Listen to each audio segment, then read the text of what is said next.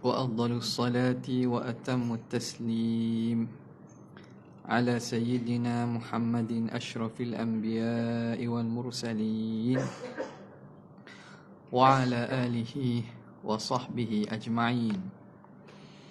سبحانك لا علم لنا إلا ما علمتنا إنك أنت العليم الحكيم ولا حول ولا قوة إلا بالله العلي العظيم. رب اشرح لي صدري ويسر لي أمري واحلل عقدة من لساني يفقه قولي وسدد لساني واهد قلبي بحق سيدنا محمد صلى الله عليه وسلم. اللهم ألهمنا بالعلم وزينا بالحلم وأكرمنا بالتقوى وجملنا بالعافية. اللهم أخرجنا من ظلمات الوهم وأكرمنا بنور الفهم وافتح علينا بمعرفة العلم وحسن أخلاقنا بالحلم وجعلنا ممن يستمعون القول فيتبعون أحسنه والحمد لله رب العالمين. Alhamdulillah, puji dan syukur kita panjatkan kehadrat Allah yang memberi kepada kita taufik dan juga kesempatan serta ruang masa untuk kita berada pada malam ini bagi meneruskan lagi daripada kitab Qawaidul Aqaid karangan Imam Ghazali rahimahullahu ta'ala yang tidak berapa lama lagi lah insya-Allah kita akan habiskannya dengan izin Allah Subhanahu wa taala.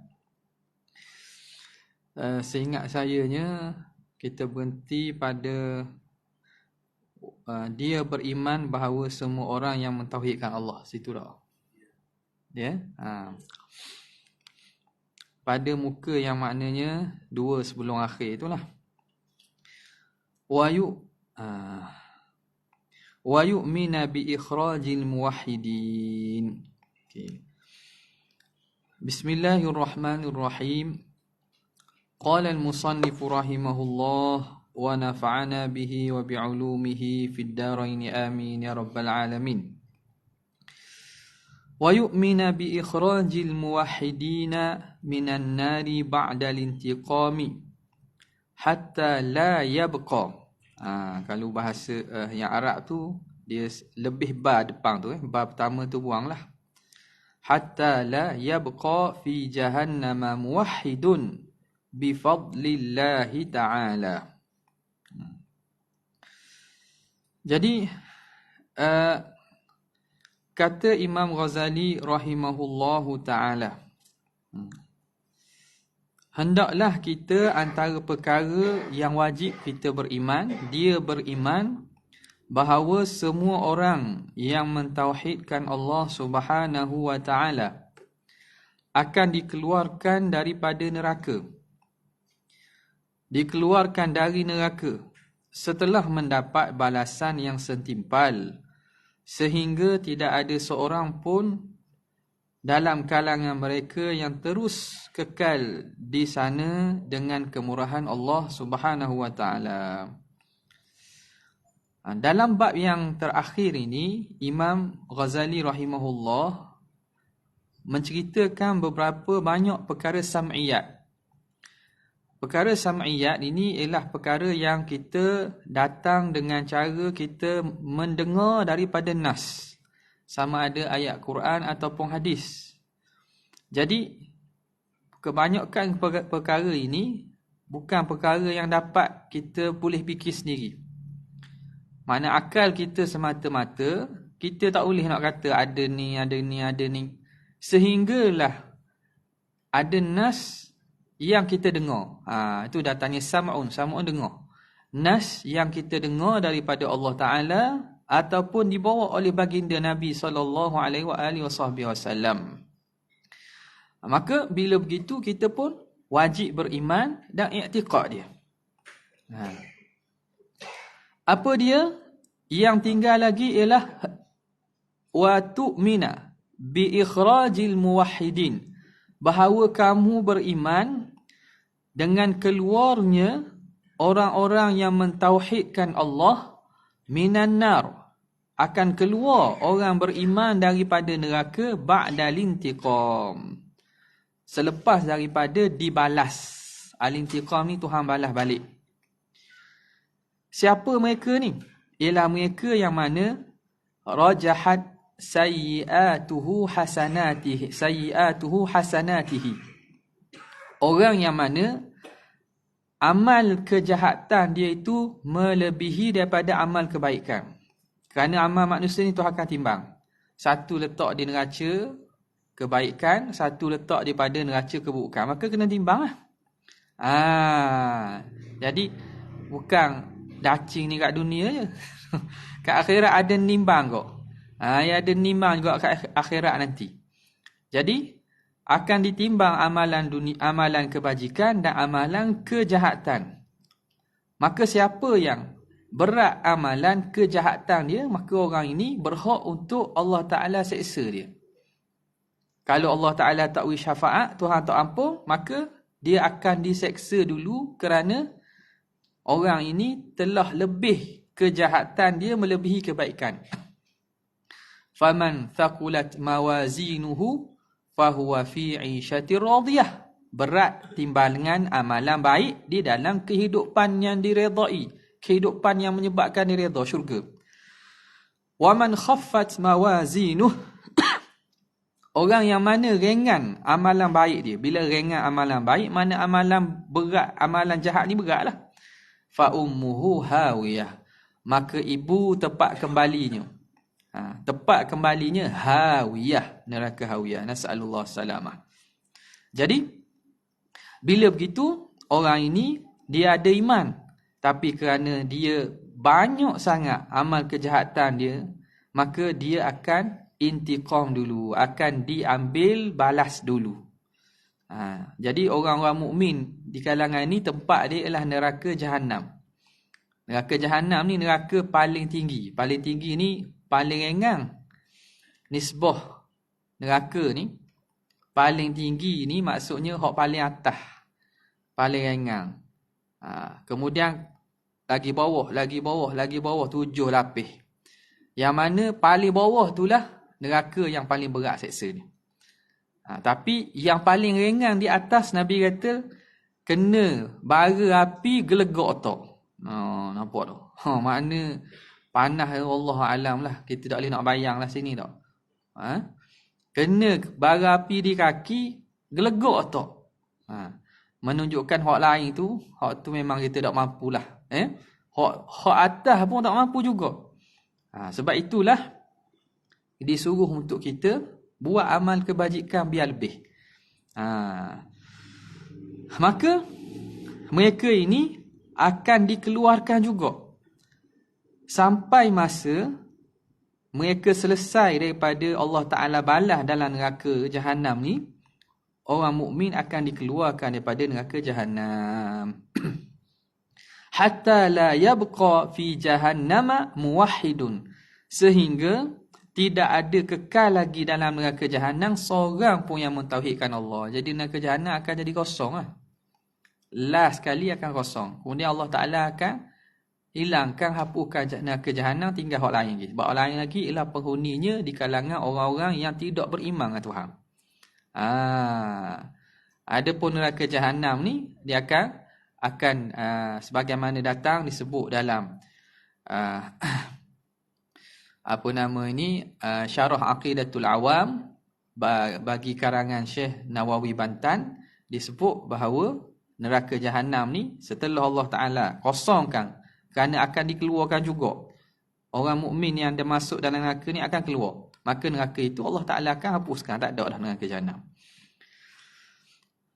Jadi perkara ini disebut dalam satu hadis yang diriwayatkan oleh Imam Bukhari. Dalam hadis yang sahih, Nabi kata, fayakhrujuna minha, mereka yang diseksa di kalangan orang mukmin dalam neraka ni akan keluar daripada neraka, wa qadim tahashu, dalam keadaan mereka ni imtahashu, jadi apa? Macam arang, terbakar macam arang. Sebab panas yang bersangat duduk dalam neraka ni, mereka ni jadi macam arang. Wa fayumghasuna fi nahril hayah, Kemudian Allah Ta'ala ambil mereka, Allah Ta'ala letakkan mereka dalam sungai kehidupan. Dipanggil Nahril Hayah. Fayambutuna kama tambutul hibbah fi hamilis sail. Maka orang yang rentung tadi, bila Tuhan letakkan dia dalam sungai, Nahrul Hayah, sungai kehidupan, jadi hidup balik, tumbuh balik. Hak rentung tu jadi kembali balik, jadi macam biasa, segar. Sebagaimana biji benih yang dibawa oleh banjir, selesai daripada banjir dia akan tumbuh. Dia akan tumbuh hijau. Jadi begitulah orang yang ahli neraka ni, dalam istilah dipanggil Jahannami.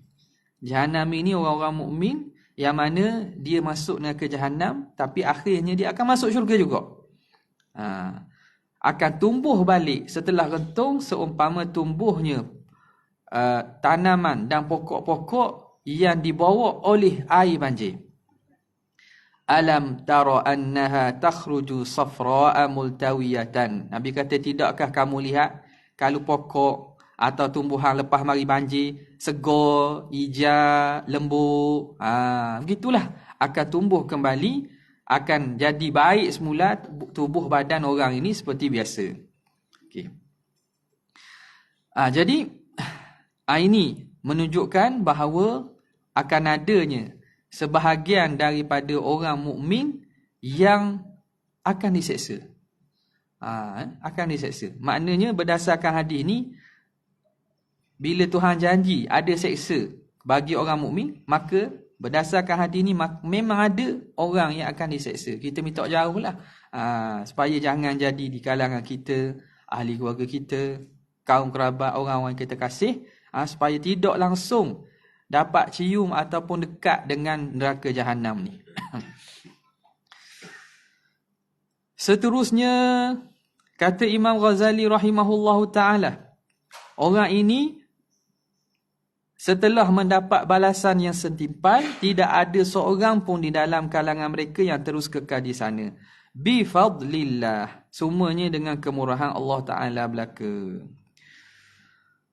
Wa tu'mina bi syafa'atil anbiya'i, thumma al-ulama'i, thumma syuhada'i, thumma sairil mu'minin, kullun ala hasabi jahihi wa manzilatihi.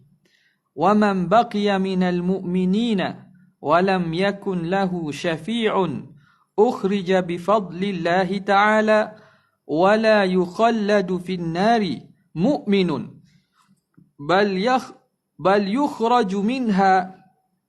يَخْرُجُ مِنْهَا ataupun يُخْرَجُ مِنْهَا مَنْ كَانَ فِي قَلْبِهِ مِثْقَالُ ذَرَّةٍ مِنَ الْإِيمَانِ.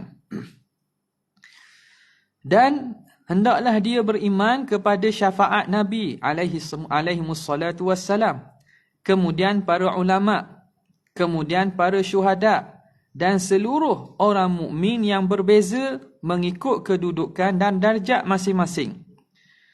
Mana-mana orang beriman yang tidak mendapat mana-mana syafaat, turut dikeluarkan daripada neraka dengan kemurahan Allah Subhanahu wa ta'ala. Tidak ada orang mukmin yang terus kekal dalam neraka. Malah akan keluar dari neraka sesiapa sahaja yang ada iman dalam hatinya sekalipun seberat zarah. Walaupun seberat zarah.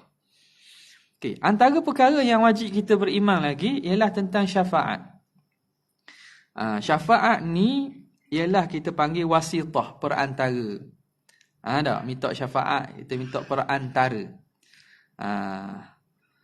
Jadi perantaraan ni, syafaat ini satu benda yang sabit dengan ijma' bahawa adanya syafaat bagi orang-orang yang Tuhan beri syafaat bagi mereka.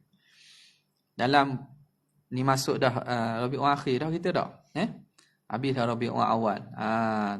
Bulan Rabiul Awal, buat maulid, kita buat qasidah, nyanyian-nyanyian memuji Nabi SAW.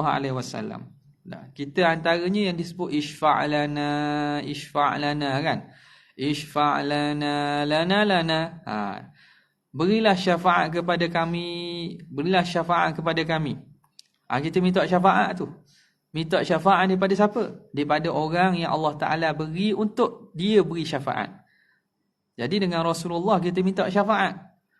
Kenapa kita minta syafaat dengan Rasulullah? Kerana Rasulullah antara orang yang Allah Ta'ala beri hak untuk memberi syafaat. Nampak? Kita makna minta syafaat dengan orang yang Tuhan suruh kita minta syafaat dengan dia. Buktinya, dalam hadis yang kita akan sebut nanti, bagaimana manusia datang kepada para Nabi ni minta syafaat. Maka qasidah-qasidah tu tak ada masalah. Dia tidak ada unsur syirik. Kerana apa? Kita yakin bahawa syafaat sebenarnya milik Allah. Syafaat yang sebenar dan sebetul tu milik Allah Ta'ala. Tapi Allah Ta'ala beri kepada orang-orang tertentu di kalangan manusia ini, orang yang ada hak untuk memberi syafaat. Antaranya yang akan disebut ni. Okay. Maka hendaklah kamu beriman wa tu'mina bi syafa'atil anbiya. Adanya syafaat para nabi. Para nabi ni dia boleh beri syafaat. Dan yang paling besar syafaat dia ialah Rasulullah. Yang disebut oleh sebahagian ulama, syafaat Nabi SAW, Qadhi Iyad kata ada 5 bentuk syafaat. Setengahnya Ibn Abil Izz dia kata sampai 8. Kalau kita nak ringkaskan, nak himpunkan, kita ambil 5 lah. Pertamanya syafaat Nabi yang dipanggil syafa'atul uzma ataupun syafa'atul al'ammah, syafaat yang umum. Hak ni syafaat ini tidak ada diberi kepada selain Rasulullah. Hak Nabi seorang je. Apa itu syafa'atul uzma? Syafa'atul uzma ialah syafaat Nabi mengeluarkan makhluk dan sekalian orang yang sedang menunggu untuk dihisap setelah bangun daripada kubur untuk dijalankan hisap. Kerana setelah manusia bangun daripada kubur ni, manusia ni tak tahu buat apa. Tak tahu nak mengadu pada siapa. Dengan keadaan matahari yang panas, sangat terik, jaraknya 1 batu daripada kepala. Dalam keadaan berpeluh yang bersangatan, ada yang tenggelam dalam ada yang peluhnya sampai di buku lali, ada sampai di lutut, ada sampai lemah dalam peluh. Maka manusia ketika itu sangat dalam keadaan sangat perik kerana tak dapat bayangkan dan dapat tanggung seksa menunggu. Sebab tu orang Melayu kata menunggu tu satu penyiksaan. Betul dah. Tunggu penyiksaan. Menunggu satu penyiksaan. Jadi apatah lagi tunggu di akhirat. Kalau tunggu kat dunia pun seksa dah. Tunggu kat dunia seksa. Tunggu bila orang rumah kita nak siap ni. Ajak pergi makan buluk. Kita tunggu dah kereta dah start dah. Start kereta dah. Dia dah siap-siap lagi. Tunggu anak kita. Dah. Jadi kalau kita fikir pasal tunggu tu memang serabut lah. Jadi kena fikir benda lain supaya tak serabut. Menunggu tu menyeksakan apatah lagi di akhirat. Maka di akhirat nanti apabila keadaan yang sangat pincang itu, manusia ini tak ada pilihan lain kecuali kembali kepada para nabi. Kerana berita tentang hari kiamat ni siapa yang bawa? Para nabi dan para rasul. Para nabi dan para rasul. Maka ramai-ramai berpakat cari siapa yang nabi yang kita nak minta tolong. Maka mereka teringatlah kepada manusia pertama, asal keturunan manusia itu Nabi Adam. Pergi berjumpa dengan Nabi Adam alaihi salam. Maka minta syafaat, isfa' li dzurriyyatika, wahai Adam, kamu bapa kami, kamu nenek moyang kami, berilah syafaat kepada anak-anak cucu kamu ni. Maka Nabi Adam kata, lastu laha, aku tak boleh nak beri. Aku tak boleh nak beri. Walakin alaikum bi Ibrahim alaihi salam. Tapi mugi cari Ibrahim lah. Mugi cari Ibrahim. Aku tak boleh nak beri. Maka dalam ramai-ramai tu pergi pula nak cari Nabi Ibrahim. Kenapa Nabi Adam kata fa innahu khalilullah? Carilah Ibrahim. Dia itu kekasih Allah. Lalu orang ramai pun berkerumun cari Nabi Ibrahim. Maka bila minta dengan Nabi Ibrahim kata, lastu laha, aku bukan orang yang patut beri syafaat ni. Aku tak boleh beri syafaat kepada kamu ni. Walakin alaikum bi Musa alaihi salam. Tapi mu cari Nabi Musa lah. Cuba cari Nabi Musa pula. Fa innahu kalimullah. Kerana Nabi Musa ni kalimullah. Orang yang mana dapat mendengar kalam Allah Ta'ala langsung. Di dunia dengar dah kalam Allah. Maka pergi carilah Nabi Musa. Maka orang pun berbondong-bondong pergi cari pula. Dalam keadaan berapa trilion manusia daripada zaman Nabi Adam sampai akhir tu nak cari tu. Cari dalam keadaan susah, jumpalah Nabi Musa alaihi salam. Tiba-tiba Nabi Musa kata, lastu laha. Aku tak boleh beri juga. Nafsi. Diri aku je hari ni. Lastu laha. Maka Nabi Musa kata, alaikum bi Isa fa innahu ruhullahi wa kalimatuhu. Mu carilah pula, cuba cari minta dengan Nabi Isa. Kerana Nabi Isa ni ialah ruh yang Tuhan cipta pada diri Sayyidatina Maryam dan kalimah yang Tuhan campurkan dalam rahim Maryam. Pergi cari dia lah. Kerana dia dikelar sebagai ruhullah wa kalimatullah. Jadi mereka pun berebut. Pergi cari pula mana seorang Nabi Isa ni. Pergi cari Nabi Isa, jumpa Nabi Isa. Nabi Isa kata, lastulaha. Aku tak boleh beri tolong kepada kamu. Aku tak boleh nak tolong kamu. Walakin alaikum bi Muhammadin. Tapi hendaklah kamu cari Muhammad. Jadi akhirnya mereka pun setelah minta Nabi lain kata nafsi belaka. Nabi lain kata lastulah, aku tak boleh nak beri. Maka berjumpalah mereka dengan Nabi SAW. Nabi kata, ana laha. Akulah yang berhak, aku yang akan beri ni syafaat ni.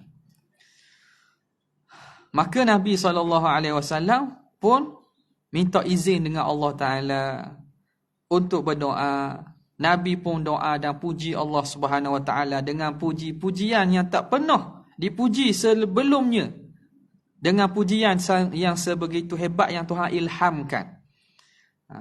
Akhir Nabi pun sujud di bawah arash. Maka Allah Ta'ala pun bertitah kepada Nabi. Ya Muhammad, irfa' ra'sak. Hei Muhammad, angkat kepala kamu. Wakul yusma'. Cakaplah, pasti kamu akan didengar. Wasal tu'tah. Mintalah, pasti kamu akan diberi. Washfa' tushaffa'. Minta syafaat, pasti kamu akan dapat syafaat. Maka Nabi SAW kata, Rabbi ummati. Ya Allah, umatku. Maka dalam hadis ini menceritakan tentang satu syafaat yang mana ada pada Nabi yang dipanggil syafaatul uzma. Ketika mana semua orang minta dengan para Nabi lain tak boleh nak beri. Nabi seorang boleh beri. Ketika itulah semua sekali ni berterima kasih ke Nabi. Terima kasih ke Nabi. Puji Nabi. Ini dipanggil maqamul hamd. Maqamul hamd. Kedudukan yang terpuji. Yang mana kita baca dalam doa selepas daripada azan kan. Wa ba'athu maqaman mahmudan alladhi wa'adtah. Wa ba'athu maqaman mahmudan alladhi wa'adtah. Dan berilah kepada Nabi Muhammad ini maqaman mahmud, kedudukan terpuji. Sebahagian ulama ahli hadis mengatakan maqam mahmud ini ialah waktu di mana semua makhluk puji Nabi. Sebab orang lain tak boleh tolong, Nabi seorang boleh tolong. Masa itulah nyatanya kelebihan baginda Nabi SAW. Okay, itu syafaat yang pertama yang diberi kepada baginda Nabi SAW. Dipanggil syafaatul uzma, syafaat yang besar, syafaat yang agung ni. Sebab orang ketika itu, ahli neraka ni, mereka ni tahu bahawa mereka ni telah tersalah dalam i'tikad. Salah i'tikad. Di kalangan mereka tidak percaya hari kebangkitan, tiba-tiba bangkit. Jadi maknanya mereka ni salah besar. Mereka ingat bahawa i'tikad mereka betul, tiba-tiba i'tikad mereka salah. Maka mereka ni yakin dah mereka ni takkan selamat. Sehingga kan berat tak beratnya menunggu di mauqif, tempat diperdirikan orang manusia tu. Tempat diri tak boleh duduk tak boleh duduk.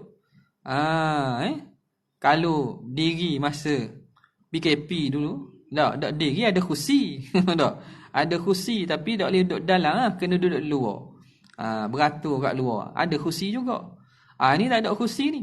Tak boleh bawa kursi. Tak ada kursi. Kena dalam keadaan berdiri. Panas terik, tidak berpakaian. Maka sehinggakan orang kafir, mereka kata cepat-cepatlah hisab. Tak sanggup dah nak tunggu ni. Tak sanggup dah nak tunggu sini. Ya Allah, cepat-cepatlah hisab kami. Masuk neraka pun masuk neraka lah. Sampai setara tu mereka minta kerana apa? Kerana berat dan seksanya menunggu tu. Masuk neraka lah. Tak mau tunggu dah kami ni. Biarlah kami disegerakan. Walaupun ke neraka katanya. Mereka ingat neraka tu ringan. Tak? Ingat dalam neraka tu. Boleh main lagi, boleh main dang lagi, boleh sepak takraw lagi, tak ada dah. Dalam neraka mereka ingat ringan lagi sebab padang mauqif, tempat menunggu di padang mahsyar tu berat dah. Mereka ingat ringan neraka, padahal neraka tak tahu lagi berat daripada situ. Maka di situlah semua orang memuji baginda Nabi SAW. Itu yang pertama. Yang kedua, qadhiyat sebut ialah syafaat Nabi ialah memasukkan sekumpulan daripada orang mukmin dalam syurga tanpa hisab. Ada orang di kalangan orang mukmin ni dapat masuk syurga tanpa hisab. Sepatutnya dihisab. Tapi tak perlu hisab. Patutnya pergi mahkamah, ada kes. Tapi buang kes. Tak perlu mari mahkamah, buang kes awal-awal. Bukan bicara ni, tak ada bicara langsung dah ni. Kira tak ada terus kes ni. Orang yang masuk syurga tanpa hisab. Yang seterusnya, syafaat Nabi ialah Nabi boleh mengeluarkan orang yang telah dihukumkan dalam neraka di kalangan orang mukmin. Orang yang mana telah mendapat keputusan diseksa dalam neraka dulu. Tapi kerana syafaat Nabi, maka orang ini tak perlu masuk neraka. Tengok. Ikut amalan dia, ikut timbangan dia, dia berhak masuk neraka. Tapi kerana syafaat Rasulullah SAW, boleh mengeluarkan orang yang telah wajar patut masuk neraka, Nabi beri syafaat, tak jadi masuk neraka, masuk syurga. Kemudian, yang keempat ialah Nabi SAW boleh mengeluarkan dalam ahli neraka yang mukmin, boleh mengeluarkan daripada neraka, keluar daripada neraka, masuk syurga. Tadi dok dah masuk lagi. Patut masuk, dok dah masuk. Hak ni hak masuk dah. Rasa dah boleh jadi balasan ataupun lama dia tu lama, Nabi boleh beri syafaat supaya dikeluarkan daripada neraka.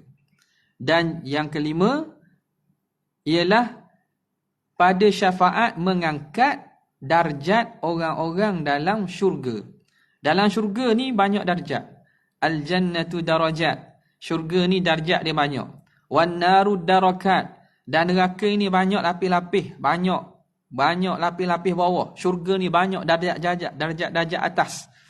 Maka syafaat Nabi boleh beri syafaat orang yang mana duduk darjat bawah, naik kelas.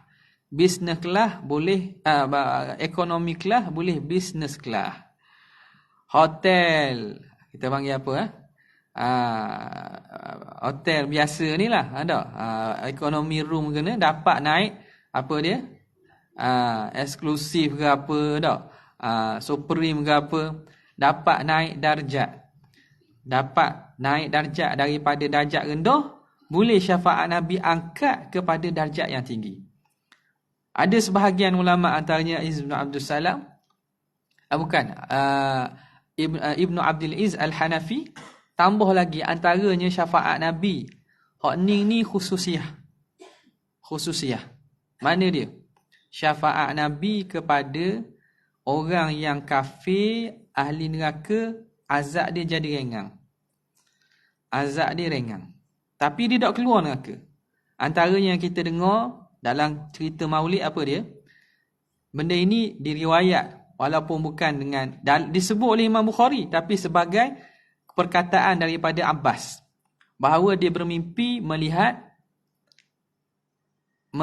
Abi Talib. Melihat Abu Lahab. Abu Lahab dia berjumpa, sebab dia ni sama keturunan kan, anak beranak. Abu Lahab dia Abbas bermimpi bahawa dia diringankan azab pada hari Isnin. Kerana apa? Kerana pada hari Isnin Nabi lahir tu, hamba dia Suwaibah datang untuk bersama-sama tolong Aminah dalam proses menyambut anak ni lah. Bila dia dapat berita bahawa dapat anak lelaki ni, Suwaibah balik terus beritahu kepada tuang dia, Abu Lahab, bahawa adik kamu Abdullah dapat anak. Maknanya kamu ada anak dara lelaki. Lahir selamat, lahir sempurna. Maka gembiranya dengan khabar dapat anak saudara ni. Maka Abu Lahab pun merdekakan Suwaibah. Kerana sebab kegembiraan lahir Nabi, Abu Lahab pada hari Isnin dia diringankan azab. Dia tidak keluar pada neraka. Sebab dia mati dalam kufur, wa'iyadzubillah. Tetapi kerana sebab kasih kepada Nabi, gembira dengan kelahiran Nabi, orang yang kafir pun dapat manfaat. Allah Ta'ala ringankan azab pada hari Isnin. Nampak? Maka besar ni cinta kepada Nabi, kasih kepada Rasulullah SAW, dia boleh bawa kesan yang sangat besar. Bukan sekadar di dunia. Ini, di akhirat pun ketika saat orang yang sangat perlu pertolongan, Rasulullah sallallahu alaihi wasallam memberi syafaat dia. Macam mana kita nak dapat syafaat Nabi? Kita kena jadi orang yang Nabi kenal. Macam mana orang Nabi kenal? Kita tak dan jumpa Nabi. Kita banyak selawat kepada Nabi. Buat amal sunnah Nabi. Kasih kepada Nabi. Jangan tinggal dan amalan-amalan yang Nabi buat. Supaya setiap kali kita selawat kita, malaikat akan bawa bentang kepada Nabi. Bahawa si fulan selawat kepada kamu. Selawat banyak ni. Maka orang banyak selawat, orang tu dekat dengan Nabi. Nabi kenal dia. Kerana sebab itu, orang yang Nabi kenal ni, pastilah orang ni Allah Ta'ala akan beri kelebihan, dapat syafaat daripada baginda Nabi sallallahu alaihi wasallam. Saya rasa sekadar itulah. Saya perlu keluar awal sikit sebab ada nak hadir solat jenazah di kampung. InsyaAllah kita akan sambung pada kesempatan akan datang. Wabillahi taufiq wal hidayah. Assalamualaikum warahmatullahi wabarakatuh.